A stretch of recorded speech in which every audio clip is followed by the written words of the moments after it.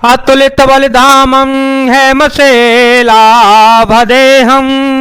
धनुजक बन कृशानु ज्ञानिनामग्रगण्यं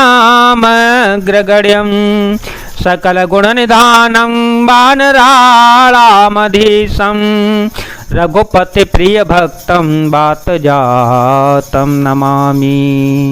अतुल बल के धाम, सोने के पर्वत सुमेरु के समान कांति युक्त शरीर वाले दैत्य रूपी वन को ध्वंस करने के लिए अग्नि रूप, ज्ञानियों में अग्रगण्य, संपूर्ण गुणों के निधान, वानरों के स्वामी श्री रघुनाथ जी के प्रिय भक्त पवन पुत्र श्री हनुमान जी को मैं प्रणाम करता हूँ। जामवंत के वचन सोहाए,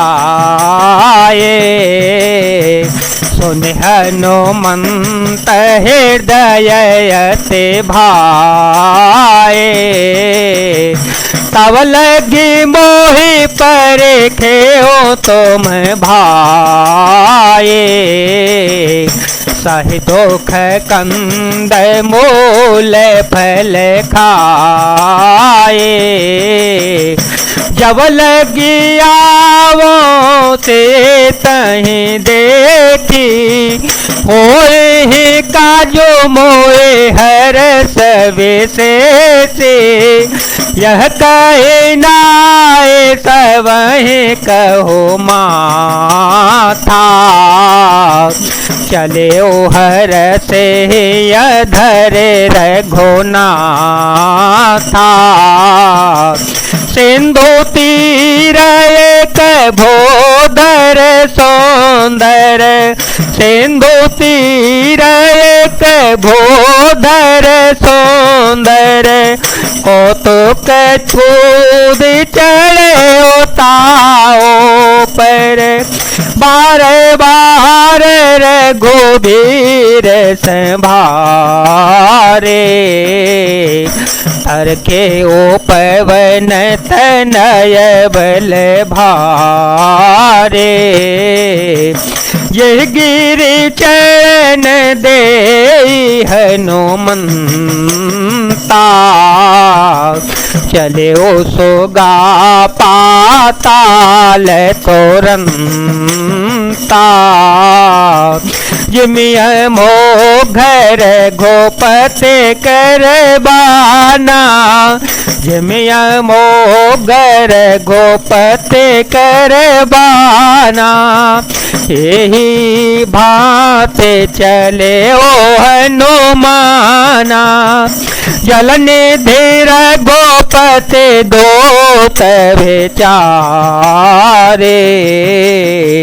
ते में नाक होए श्रम हारे, ते में नाक होए श्रम हारे। जाम्बान के सुंदर वचन सुनकर हनुमान जी के हृदय को बहुत ही भाई।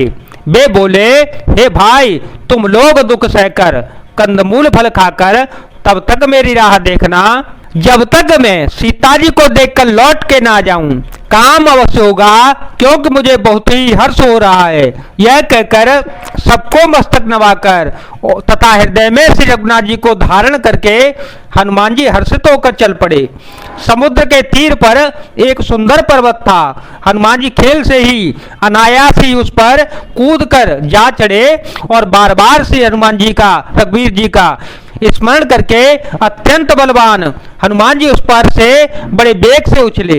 जिस पर्वत पर हनुमान जी पैर रखकर चले, जिस पर से वे उछले, वह तुरंत ही पाताल लोक में धंस गया। जैसे श्री रघुनाथ जी का अमोघ वार चलता है, उसी तरह हनुमान जी चले। समुद्र ने उन्हें श्री रघुनाथ जी का दूत समझकर मैनाक पर्वत से कहा कि हे मैनाक, तू इनकी थकावट दूर करने वाला हो, अर्थात अपने ऊपर इन्हें विश्राम दे दे।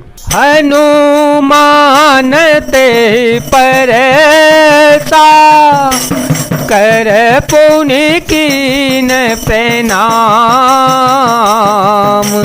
राम काजो कीने वेनु, मोहि कहाँ विश्राम। हनुमान जी ने उसे हाथ से छू दिया, फिर प्रणाम करके कहा, भाई श्री रामचंद्र जी का काम किए बिना मुझे विश्राम कहाँ।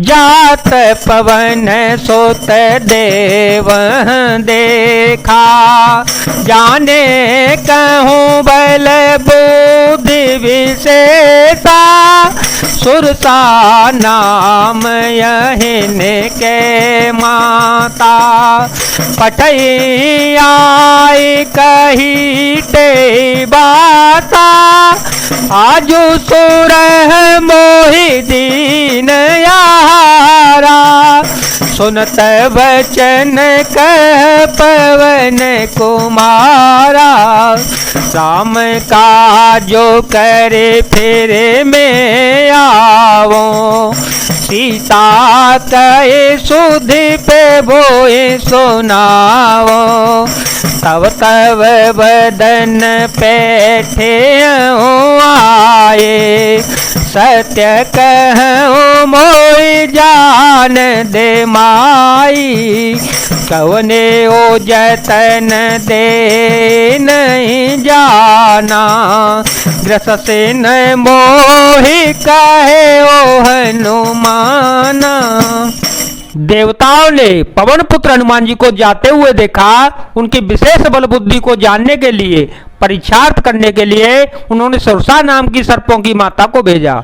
उसने आकर हनुमान जी से यह बात कही, आज देवताओं ने मुझे भोजन दिया है। यह वचन सुनकर पवन कुमार हनुमान जी ने कहा, श्री राम जी का कार्य करके मैं लौट आऊं और सीता जी की खबर प्रभु को सुना दूं, तब मैं आकर तुम्हारे मुंह में घुस जाऊंगा, तुम मुझे खा लेना। हे माता, मैं सत्य कहता हूं, अभी मुझे जाने दे। जब किसी भी उपाय से उसने जाने नहीं दिया, तब हनुमान जी ने कहा, तो आ, फिर मुझे खा क्यों न ले। योजन भरते ही बदनु पैसारा, कपतनु कीन दो गुण बेसारा, सोरह जो जन मुख ते ही ठायो, तुरत पवन सुत बत्तीस भयो, जस जैस सोरह सा बदनु बढ़ावा, तासो दून कपि रूप देखावा, सत जो जन ते आनन कीना, अतल गुरु पवन सोतलीना। उसने योजन भर 400 कोस में मुंह फैलाया, तब हनुमान जी ने अपने शरीर को उससे दूना बढ़ा लिया। उसने 16 योजन का मुख किया, हनुमान जी तुरंत ही 32 योजन के हो गए। जैसे जैसे सुरसा मुख का विस्तार बढ़ाती गई, हनुमान जी उसका दूना रूप दिखलाते गए। उसने 100 योजन 400 कोस का मुख किया, तब हनुमान जी ने बहुत ही छोटा रूप धारण कर लिया। बदन बैठे पुण्य बाहर आवा, मांगा विदाता ऐसे रोनावा, मोहे सोरह जे लागे पठावा, बुद्ध बल मरे मुँह तोर में पावा। और वे उसके मुख में घुसकर तुरंत फिर बाहर निकल आए और फिर उसे सिर नवाकर विदा मांगने लगे। उसने कहा, मैंने तुम्हारे बुद्धि बल का भेद पा लिया, जिसके लिए देवताओं ने मुझे भेजा था। राम का जो सब करे हाओ, तुम बल बोधि निधान, आशीष दे गई सो हर से चले ओ हनुमान। तुम श्री रामचंद्र जी का सब कार्य करोगे, क्योंकि तुम बल बुद्धि के भंडार हो। यह आशीर्वाद देकर वह चली गई। तब हनुमान जी हर्षित होकर चल पड़े। जय जय सिया राम, जय वीर हनुमान जी महाराज, जय भोलेनाथ, जय दीनानाथ, जय शिव शंकर।